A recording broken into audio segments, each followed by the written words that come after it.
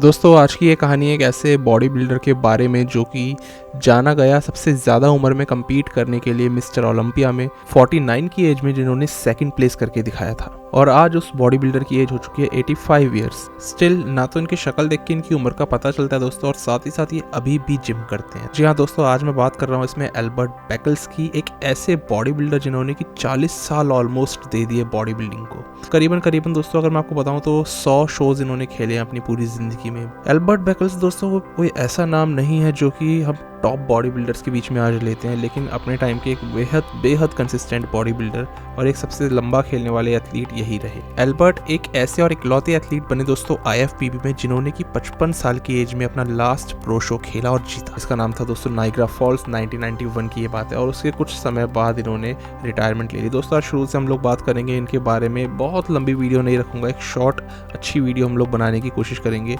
और स्टार्टिंग करते हैं। दोस्तों एल्बर्ट का जन्म हुआ था एक्चुअली में बारबाडोस में, एक कंट्री जो कि अपने आप में आइलैंड है। कहने का मतलब वेस्ट इंडीज के अंदर आता है अंदाजे के लिए, लेकिन अगर बताऊं तो ज्यादा करके पड़ता है ये ब्राजील की साइड। एल्बर्ट ने एक्चुअली अपने बड़े भाई को देखना शुरू करा जो कि एक ओलंपिक लिफ्टर थे, और उनको देखने के बाद उन्होंने रियलाइज करा कि लिफ्टिंग में उनको भी रुचि है। बट धीरे धीरे करके जैसे उन्होंने लिफ्टिंग में अपना हाथ आजमाना शुरू करा, उनको यही रियलाइज़ हुआ कि ज़्यादा इंटरेस्ट उनको आता है मसल ग्रो करने में, एक अच्छा मस्कुलर शो ऑफ वाली फिजिक अचीव करने में। उन्होंने क्लियरली बोला कि मुझे एक शो ऑफ करने वाली फिजिक चाहिए थी, जिसकी वजह से मैं मस्कुलैरिटी की और मसल्स डेवलप करने की ओर आकर्षित हुआ, और वहाँ से उन्होंने अपनी फिजिक को डिफरेंट करना शुरू करा। मतलब पूरे बारबाडोस में वो एक किस्म के लेजेंड कंसिडर किए जाने लग गए थे। जी हाँ दोस्तों, एल्बर्ट ने बहुत ही छोटी एज में वहाँ पर अपना नाम कमा लिया था। लगभग 15-16 साल की उम्र से तो उन्होंने वहाँ पे कम्पीट करना शुरू कर दिया। मिस्टर बारबाडोस के कई सारे कॉम्पिटिशन जीते, एंड देन उसके बाद उन्होंने मिस्टर वेस्ट इंडीज जीता और आसपास के नेटिव कॉम्पिटिशन्स को जीतना शुरू करा। दोस्तों 22 साल की उम्र में एल्बर्ट माइग्रेट कर गए थे इंग्लैंड के अंदर। यहाँ मैं बात कर रहा हूँ 1958 की, 1958 की, और उस टाइम पर उन्होंने बॉडी बिल्डिंग से बिल्कुल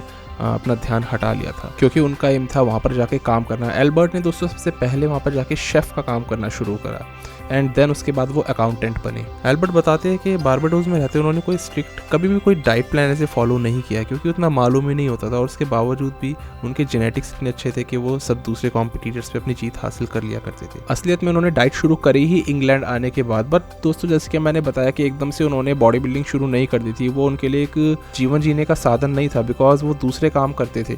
यहाँ पर एल्बर्ट की फैमिली भी क्योंकि एक्सटेंड हो गई थी इंग्लैंड आने के बाद, इसीलिए अकाउंटेंट बन गए थे फाइनली वो जाके। लेकिन क्या हुआ कि उनके बिल्डिंग में एक जिम था। तो सारी स्टोरी कुछ इसी तरह से शुरू होती है। रॉनी के पुलिस स्टेशन में जिम था, एल्बर्ट बेकल्स के ऑफिस में जिम था।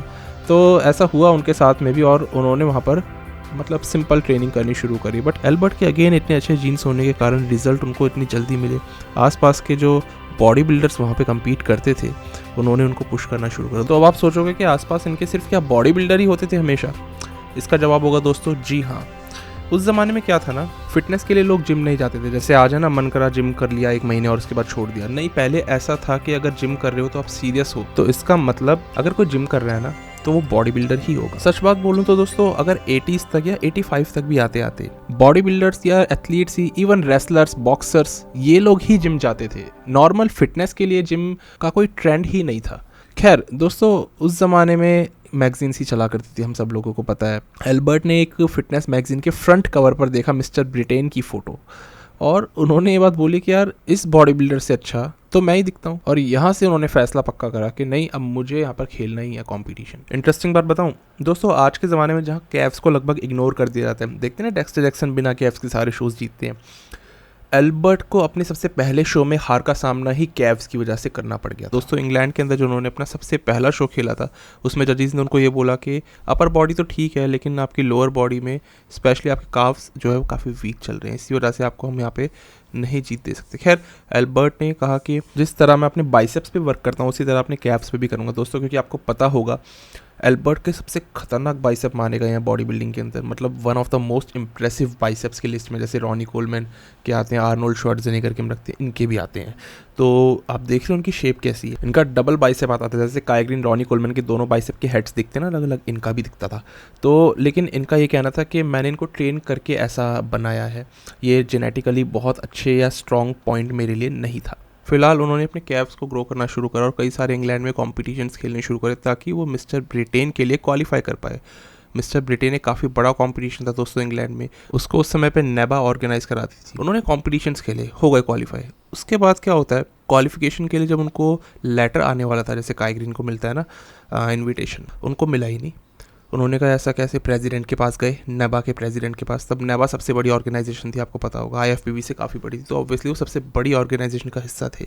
तो एल्बर्ट ने पूछा वहाँ पर प्रेसिडेंट से, आपने मुझे क्यों नहीं इन्वाइट किया? उन्होंने कहा बिकॉज आप सफ़ेद नहीं हो, वाइट गाय आप नहीं हो, और मिस्टर ब्रिटेन में कम्पीट वही करेगा जो वाइट गाय हो। तो एल्बर्ट ने बोला अगर ऐसा है तो आप मेरा पासपोर्ट देख सकते हो और उसमें आप मेरी सिटीजनशिप चेक कर सकते हो। तब तक दोस्तों को सिटीजनशिप मिल चुकी थी, और उन्होंने कहा अगर आप ऐसा मना कर दोगे ना मुझे खेलने से, तो मेरा दोस्त है जो कि न्यूज़पेपर में आर्टिकल्स लिखता है, फिर वो कुछ ना कुछ एक्शन लेगा। तो लिटरली एल्बर्ट ने उनको वॉर्न किया, धमकाया, और तब जाके प्रेसिडेंट ने उनको अलाउ कर दिया खेलने के लिए। बट एल्बर्ट एक बात जानते थे, उन्होंने कहा कि मुझे ना कॉम्पिटिटिव स्टेज पे बॉडी बिल्डर से नहीं फाइट करना है, मुझे एक्चुअली में लड़ना है जजेस से, क्योंकि एट द एंड वो प्रेसिडेंट ही होगा जो कि जजेस को अपॉइंट करेगा, और जजेस डेफिनेटली मुझे डाउन मार्क करेंगे इससे पहले, क्योंकि किसी भी ब्लैक गाय ने, काले इंसान ने मिस्टर ब्रिटेन में कम्पीट नहीं करा। तो मुझे डेफिनेटली यहाँ पर पार्शियलिटी का सामना, डिस्क्रिमिनेशन का सामना करना पड़ेगा। और दोस्तों कुछ यही हुआ, उनको अपने सबसे पहले मिस्टर ब्रिटेन के अंदर मिली थी 5वीं प्लेसिंग, और सब लोगों का यही मानना था कि एल्बर्ट बेकल्स को कंपटीशन जीतना चाहिए था। खैर उन्होंने कई सारे उसके बाद लगातार मिस्टर ब्रिटेन के कॉम्पिटिशन्स खेले, मिस्टर यूनिवर्स के कॉम्पिटिशन्स खेले, और सेकंड थर्ड प्लेसिंग लगती चली गई। दोस्तों यहाँ हम बात कर रहे हैं 1970 की, जब एल्बर्ट ने आखिरकार जाकर के मिस्टर ब्रिटेन कॉम्पिटिशन को जीता। फिर वो क्वालिफाई अगेन करे मिस्टर यूनिवर्स के लिए, क्योंकि पहले ऐसे ही होता था, जो मिस्टर यूनिवर्स में खेलेगा वो फिर से मिस्टर ब्रिटेन और छोटे कॉम्पिटिशन्स खेल लेता था। कोई भी एक बहुत बड़ा कॉम्पिटिशन एग्जिस्ट नहीं करता था। हालांकि दोस्तों 1965 में मिस्टर ओलंपिया आ चुका था एग्जिस्टेंस में, क्योंकि इस इरादे के साथ बनाया गया था कि एक पिनैकल, यानी कि चोटी में बैठा हुआ सबसे ऊपर का कंपटीशन बनेगा, जहां पर कि दुनिया के बेस्ट बॉडी बिल्डर्स खेलने आएंगे। लेकिन IFBB उतनी बड़ी फेडरेशन तो थी नहीं, नेबा स्टिल एक बहुत बड़ा जाइंट बन के बैठा हुआ था, जिसमें कि सारे बॉडी बिल्डर्स खेल रहे थे, और इसीलिए एल्बर्ट बेकल्स ने भी नेबा में ही कम्पीट करते रहने का फैसला किया। और एल्बर्ट इसीलिए 1971 में भी दोबारा गए और मिस्टर ब्रिटेन को जीत करके फिर मिस्टर यूनिवर्स में उन्होंने अपनी क्वालिफिकेशन हासिल करी। दोस्तों एल्बर्ट ने ना एक्चुअली कई सारे मिस्टर वर्ल्ड और मिस्टर यूरोप के कॉम्पिटिशन्स खेले थे इस साल 1971 में, और सभी को जीतते चले गए। एक्चुअली 1970 से लेकर 1971 के बीच सिर्फ एक साल के अंदर अंदर ही 9 कॉम्पिटिशन्स जीते। दोस्तों इतने सारे उन्होंने अलग अलग फेडरेशन के, AAU के कॉम्पिटिशन खेले, क्योंकि तब फेडरेशंस में ये नहीं था आप IFBB में खेल लो, आप AAU में, आप नेबा में खेल लो, सभी मिस्टर यूनिवर्स करवा रही हैं, सभी मिस्टर वर्ल्ड करवा रही हैं। तो ऐसा था कि एल्बर्ट ने लाइन लगा दी कॉम्पिटिशन्स ना सिर्फ खेलने की, 9 कॉम्पिटिशन्स बल्कि जीतने की, 1970 से लेकर 1971 के बीच। दोस्तों यहाँ पर तमाम अलग अलग फेडरेशन के कॉम्पिटिशन जीतने के बाद एल्बर्ट फाइनली अब मिस्टर यूनिवर्स खेलने के लिए क्वालिफाई थे, IFBB का भी और नेबा का भी। और क्योंकि कॉम्पिटिशन्स आप सब जगह खेल ही सकते हो, तो उन्होंने भी खेल लिया भाई। पर जो वीडर ने उस साल क्या करा था, पॉलिसी निकाल दी थी कि भाई अगर आपने मेरी फेडरेशन को छोड़ के कहीं और दूसरी कंपनी में खेला ना, तो आप डिस्क्वालीफाई हो जाओगे। अब जो वीडर ने ये खतरनाक स्टेप क्यों लिया था, क्योंकि मैंने आपको बताया कि मिस्टर ओलंपिया एग्जिस्टेंस में तो आ गया था, लेकिन दुनिया के सबसे बेस्ट बॉडी बिल्डर्स अभी उसमें खेल नहीं रहे थे, वो सब दूसरी जगह पे खेल रहे थे। अब वीडर एक बिजनेस माइंडेड थे, लेकिन उन्होंने सबसे बड़ा रिस्क भी उठाया। उनके इस बड़े रिस्क से या तो IFBB तबाह हो जाती और बॉडी बिल्डर सब दूसरी सारी फेडरेशंस में खेलते, या फिर मजबूरन उनको इसी फेडरेशन में बांध के रख पाते। और दोस्तों मानने वाली बात है कि सर्जियो ओलिवा और आर्नोल्ड के दम पे जो वीडर ने ये कदम उठाया था, क्योंकि बहुत बड़े बॉडी बिल्डर्स थे, वो दोनों बहुत बड़ा नाम हो चुके थे उस टाइम तक। यही तरीका उनका सक्सेसफुल हुआ और आज IFBB प्रो लीग दुनिया की सबसे बड़ी फेडरेशन बन के बैठी और मिस्टर ओलंपिया दुनिया का सबसे बड़ा कॉम्पिटिशन बन के बैठा है। खैर एल्बर्ट ने खेला दोनों जगह पे Mister Universe, Sergio Oliva, Frank Zane, in fact Franco Columbu, इन सब ने, आर्नोल्ड को छोड़ करके, आर्नोल्ड ने कहीं नहीं खेला था, उनको पता था कि नहीं खेलना मैं भी, वरना डिस्क्वालीफाई हो जाऊंगा। तो वो चालाक निकले, उन्होंने सिर्फ मिस्टर ओलंपिया ही खेला, पर ये लोग हो गए भाई डिस्क्वालीफाई। और उन्हीं में से एक नाम एल्बर्ट का भी था। दोस्तों मैं चाहता हूँ ध्यान दें, उन्होंने मिस्टर यूनिवर्स IFBB का फर्स्ट एंड ओवरऑल टाइटल जीता था, प्लस उन्होंने मिस्टर यूनिवर्स नेबा का भी फर्स्ट एंड ओवरऑल टाइटल जीता था। सारे मिस्टर ब्रिटेन के, मिस्टर यूरोप के, मिस्टर वर्ल्ड, मिस्टर यूनिवर्स, यानी तमाम ये 9 कॉम्पिटिशन्स जीतने के बाद उनको हासिल क्या हुआ, जो वीडर की तरफ से डिस्क्वालिफिकेशन। खैर दोस्तों बाद में जो वीडर ने ही उनको इनवाइट करा था, क्योंकि वीडर एक बिजनेसमैन थे भाई, उन्होंने ये वाला सिस्टम तो अप्लाई करा, सबको डिस्क्वालीफाई तो कर दिया, पर खुद ही गए उन बॉडी बिल्डर्स को अप्रोच करने के, आ जाओ मेरे कंपटीशन के नीचे, मेरे बैनर के नीचे खेल लो, क्योंकि वो यही तो चाहते थे कि यही बेस्ट बॉडी बिल्डर्स मेरे साथ आ जाएं और मेरे कंपटीशन को बना दे महान, मतलब मिस्टर ओलंपिया।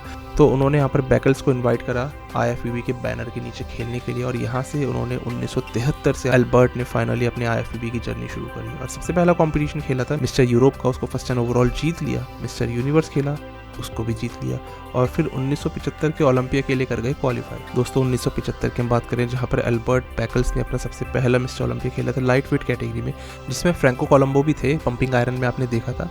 एल्बर्ट को दोस्तों अपने पहले ही मिस्टर ओलंपिया में तीसरी प्लेसिंग मिल गई, लेकिन एक बुरी बात ये हुई कि उनको फिल्माया नहीं गया। मतलब पंपिंग आयरन में आपने कहाँ देखा एल्बर्ट बैकल्स को, बहुत थोड़ा सा कहीं पे उनको डाला गया था, तो अनफॉर्चुनेटली वो उस ग्रेट मूवी का पार्ट नहीं बन पाए।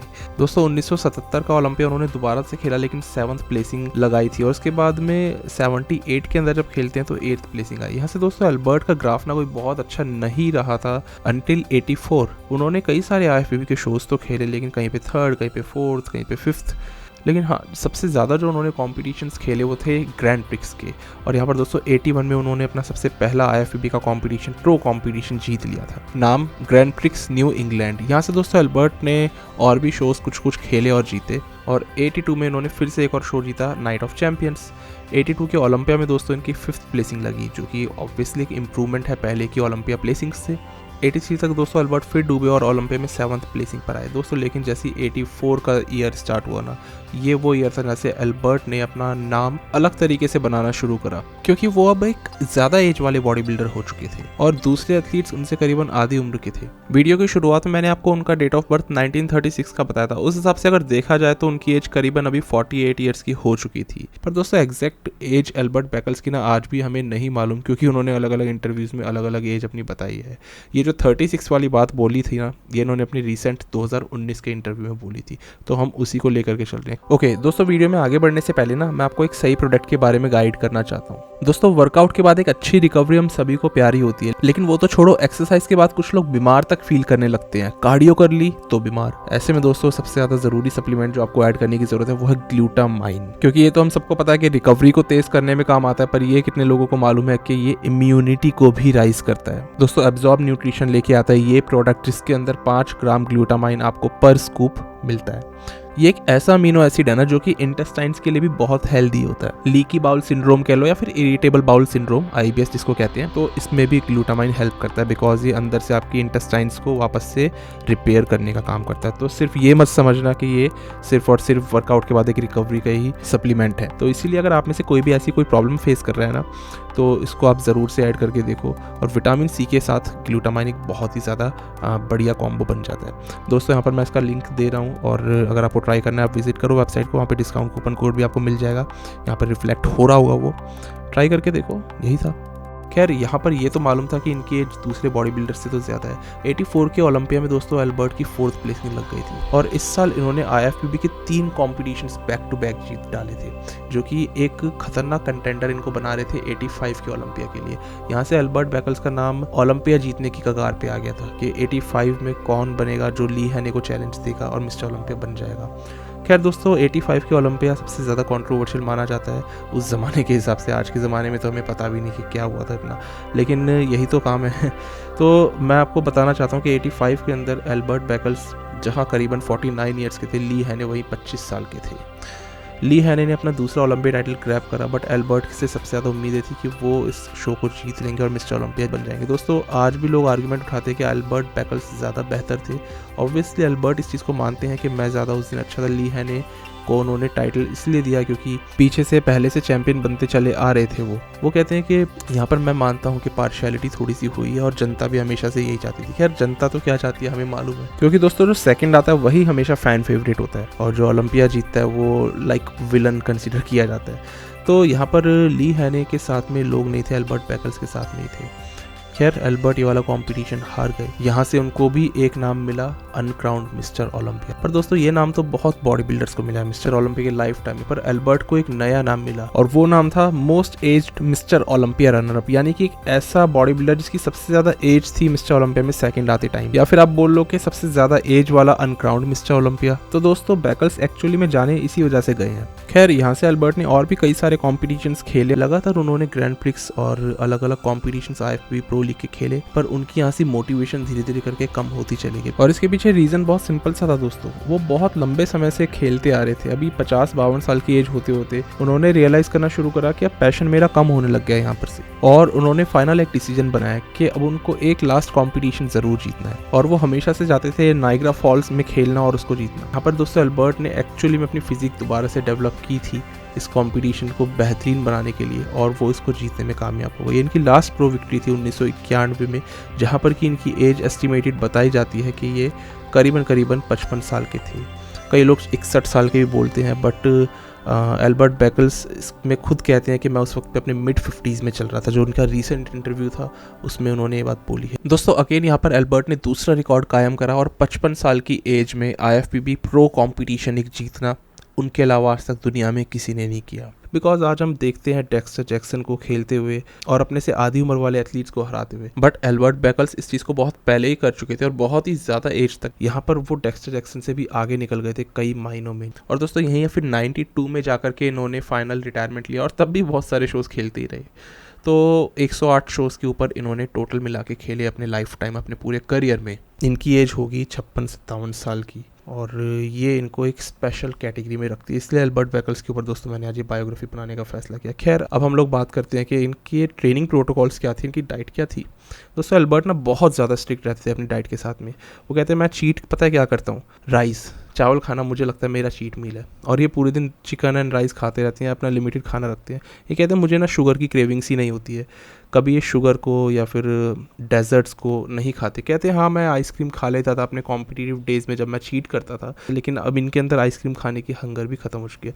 दोस्तों हम लोग देखते हैं रॉनी कोलमैन को जो कि बॉडी बिल्डिंग के लिए पागल है, बट क्या आप जानते हैं एल्बर्ट बैकल्स आज भी बॉडी बिल्डिंग वाला लाइफस्टाइल जीते हैं। दोस्तों 2002 में इनकी एक शोल्डर सर्जरी हुई थी, जहाँ पर कि ज़्यादातर बॉडी बिल्डर्स ना हार मान जाते हैं और एक्चुअली फिजिकली लिमिटेड हो जाते हैं अगर मैं सही बोलूँ तो, बिकॉज डोरी नेट्स का सबसे बड़ा करियर ओवर होने का वजह ही यही थी। तो इसीलिए अपर बॉडी मूवमेंट्स ठीक से नहीं लग पाती इस सर्जरी के बाद में। लेकिन दोस्तों बैकल्स अलग ही दिमाग वाले एथलीट थे। उन्होंने जिम करना वापस से शुरू करा तो करा, और बहुत ही कम समय में पूरी तरह से रिकवर कर गए। उनका ये कहना था कि अपने कॉम्पिटिटिव डेज से ज़्यादा हैवी हार्ड पुश करने लग गए थे वो शोल्डर सर्जरी के बाद। मतलब बिलीव कर सकते हो। एक्चुअली दोस्तों उसके पीछे मैं रीज़न ये दूंगा क्योंकि एल्बर्ट ने कभी भी एक्सट्रीम लिमिट्स तक पुश नहीं करा अपने करियर में, और यही तो एल्बर्ट बैकल्स की लॉन्जेविटी का, लंबे चलने का कारण था बॉडी बिल्डिंग में, जैसे डेक्स्टर जैक्सन भी है। पर जो भी वेट था उसके कंपैरेटिवली ज़्यादा वेट वो पुश करने लग गए आफ्टर रिटायरमेंट। और ये आप इनकी 2009 की वीडियो देख रहे हो दोस्तों, जहाँ पर कि 7 साल बाद की अपनी कहानी बता रहे हैं, और आप देख करके कहोगे ये 73 साल का इंसान ज़रूर कोई ना कोई बॉडी बिल्डर या फिर एथलीट है। और यही तो एल्बर्ट बैकल्स का सबसे बड़ा ड्रीम रहा है दोस्तों। जहाँ ड्रीम्स बॉडी बिल्डर्स के ख़त्म हो जाते हैं मिस्टर ओलंपिक टाइटल जीतने तक, मतलब हमें तो पता ही है इंडिया में सब लोगों का एट द एंड यही एम है। पर दोस्तों जानते हो एल्बर्ट का एम क्या था? एल्बर्ट का ये एम था कि मुझे मरते दम तक एक बॉडी बिल्डर दिखना है। और जहां बॉडी बिल्डर्स अपने ड्रीम को स्टॉप कर देते हैं रिटायरमेंट के बाद, एल्बर्ट बैकल्स आज भी अपने ड्रीम को जी रहे हैं। हम लोगों ने दोस्तों टॉम प्लेट्स का कई बार सुना है एग्जांपल। वो कहते हैं कि मैं कभी भी अपनी पीक पर नहीं रह सकता, बिकॉज नीचे तो आना ही आना है उम्र के साथ। बट एल्बर्ट बैकल्स कहते हैं कि नहीं, मुझे पूरी ज़िंदगी एक बॉडी बिल्डर जैसा दिखना है। और क्या हम ये कह सकते हैं कि इस चीज़ में सक्सेसफुल हुए भी?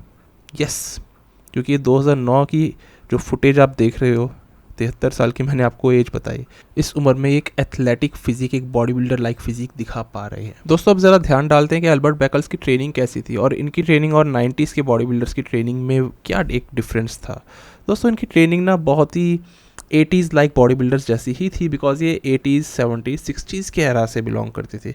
इनको 5 दिन हफ्ते में ट्रेन करना सही लगता था और 6 दिन भी ट्रेन करते थे, जिससे कि इनको अच्छे रिजल्ट्स मिले उस समय के हिसाब से। यहाँ पर दोस्तों एल्बर्ट बैकल्स ज़्यादा कंसिस्टेंटली ट्रेन करने में बिलीव करते थे। मतलब ऐसा आप समझो कि अपने आर्म्स को ये डेली ट्रेन करते थे। एक दिन बाइसेप, अगले दिन ट्राइसेप, फिर उसके अगले दिन बाइसेप, फिर उसके अगले दिन ट्राइसेप। लेग्स को ये ऑलमोस्ट डेली ट्रेन कर लिया करते थे। हैमस्ट्रिंग्स पहले दिन, फिर क्वाड्स अगले दिन। अब ऐसा ही कैसे कर पाते थे? इन्होंने इस चीज़ का रीज़न भी दिया। उन्होंने बताया कि मैं कभी भी ना ट्रेनिंग को फेलियर तक पुश नहीं करता था, क्योंकि अगर मैं ऐसा करूँगा तो मुझे रिकवर करने में ज़्यादा टाइम लग जाता था।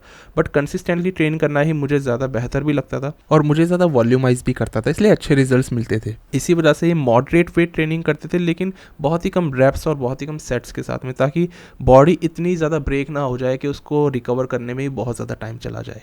वर्सेस अगर मैं इनका कंपैरिजन करता हूँ 90s के एथलीट से, जो कि जिन्होंने की बॉडी बिल्डिंग को एक नई दिशा दी, डोरियन येट्स, रॉनी कोलमैन, ये लोग हार्ड हैवी पुशर्स थे, ये लोग लंबे समय तक रेस्ट और रिकवरी पर ध्यान देते थे। वहीं जो पुराने बॉडी बिल्डर्स थे, फ्रैंक ज़ेन, ली हैने, एल्बर्ट बैकल्स, ये लोग रिकवरी पर ज़्यादा ध्यान ना देकर के कंसिस्टेंटली ट्रेन करते। तो इसलिए हमने देखा एक जो साइज़ ऐड हुआ ना, वो मॉडर्न डे बॉडी बिल्डर्स ने ज़्यादा ऐड किया, ज़्यादा डाइट इंक्रीज करने से और ज़्यादा अच्छे से रिकवरी रेस्ट पीरियड को बढ़ा देने से। पर क्योंकि ये लोग हार्ड पुशर से, इसीलिए अपने करियर के बीच में एकदम से इंजरी के चलते बाहर भी हो जाते थे। वहीं एल्बर्ट बैकल्स मॉडरेट वेट पर ट्रेनिंग करते थे, इसीलिए लंबा खेल पाए और इसीलिए उन्होंने अपनी पीक ही अपने करियर के सबसे एंड में हिट करनी शुरू करी। करीबन 45 साल की उम्र के बाद उन्होंने अपनी बेस्ट परफॉर्मेंस स्टेज पे निकालनी शुरू कर दी, जिस एज पे बॉडी बिल्डर का करियर ओवर हो चुका होता है। और दोस्तों तब तो यार आपको मालूम ही है, 31 साल की एज में ली हैने रिटायरमेंट ले गए थे, 31 साल की एज में। और एल्बर्ट बैकल्स कुछ अलग ही कर रहे थे उस जमाने में। आज भी बहुत ज़्यादा एज है, जैसे कि मैंने बताया 55-56 साल की उम्र तक खेलना।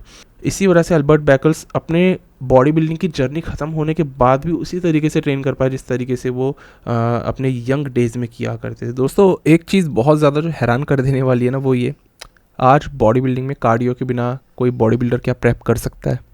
आप कहोगे पॉसिबल ही नहीं है, और तब भी उतने श्रेडिट नहीं आ पाते। एल्बर्ट तो श्रेडिट होने की वजह से ही जाने जाते थे, लेकिन उन्होंने कभी कार्डियो ही नहीं करी, कॉन्टेस्ट प्रेप के दौरान भी नहीं और ना ऑफ सीज़न के वक्त।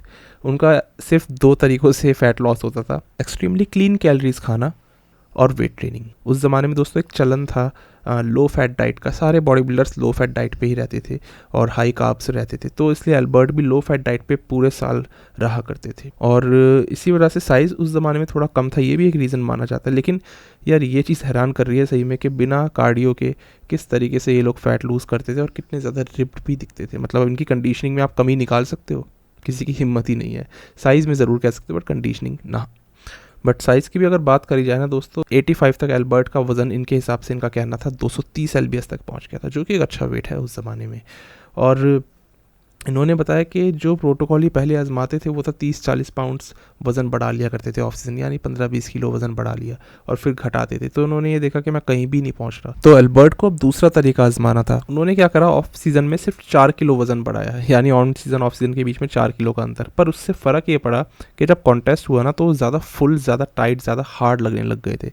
तो उन्होंने इसी वजह से क्लीन खाना शुरू करा था ऑल ईयर अराउंड। हालांकि दोस्तों बॉडी बिल्डिंग में ये अप्रोच बिल्कुल भी आज के ज़माने में प्रैक्टिकल नहीं है। आज क्लासिक फिजिक एथलीट्स या मेंस फिजिक एथलीट्स ऐसी अप्रोच रखते हैं कि पूरे साल स्ट्रेडिड रहना, 3-4 किलो का मार्जिन होना ऑन सीजन ऑफ सीजन के बीच, बट तब यही अप्रोच चला करती थी। एल्बर्ट आज भी कहते हैं कि बॉडी बिल्डिंग स्टार्ट करने की ना कोई एज नहीं होती, और अगर किसी को लगता है कि मेरी एज सही है या गलत है, तो आई थिंक वो बुढ़ा हो चुका है। ये बात खुद उनकी तरफ से आती है। उन्होंने बोला अगर आप क्वेश्चन करने लग जाओगे तो इसका मतलब आप पहले ही हार चुके हो। और इसी वजह से एल्बर्ट आज भी ये मानते हैं कि उनकी उम्र सिर्फ 20 साल है दिमागी तौर पे, और इसीलिए वो अपने आप को पूरा यंग कंसिडर करते हैं। दोस्तों हालांकि बैकल्स के इतनी तगड़ी मोटिवेशन होने के बावजूद भी उनको सबसे बड़ा झटका लाइफ का तब लगा जब 2011 का वक्त चल रहा था, सितंबर की बात थी, और वहाँ पर उनकी बैकबोन में, वर्टिब्रा में प्रॉब्लम आनी शुरू हो गई। तो डॉक्टर्स ने बोला कि आपकी सर्जरी हमें करनी पड़ेगी और चांसेस ज़्यादा करके ये है कि आप कभी भी खड़े नहीं हो पाओगे। बैकल्स के लिए डिसीजन लेना बहुत ही मुश्किल था, पर उन्होंने वो सर्जरी करवाई। दोस्तों हालत ये थी कि 6 महीने लग गए उनको रिकवर करने में हॉस्पिटल में, और उन्होंने अपने आप को देखा तक नहीं था, क्योंकि वो एक्सेप्ट ही नहीं करना चाहते थे इस चीज़ को कि वो फिजिकली अब चैलेंज्ड होने वाले हैं। कई सारे पिन्स, कई सारे स्क्रूज, जिस तरह रॉनी कोलमैन की सर्जरी हुई दोस्तों, हम देखते हैं रॉनी भी कहाँ आप खड़े हो पाते हैं, व्हील चेयर से सपोर्ट के साथ में होते हैं।